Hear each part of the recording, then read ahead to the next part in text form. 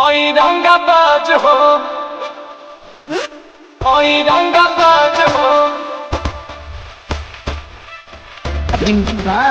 आगे शक्ति है। अब दही सोना के पेट चाहिए, पटाना में दूध गो फलक चाहिए। एक 1 BHK, एक 2 BHK, एक में मैं रहूंगी और एक में जिम करूंगी। ओके देना। अब दही सोना के पेट चाहिए, पटाना में दूध गो फलक चाहिए। अरे एक करे जा, तू जितना खर्चा करेबू हम उतना खर्चा करब। ओकरा खातिर हम भागल ना हई।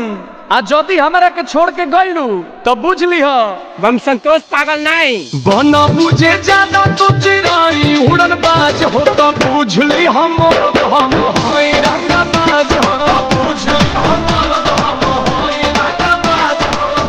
मानो समझती हम वीडियो कॉल नहीं।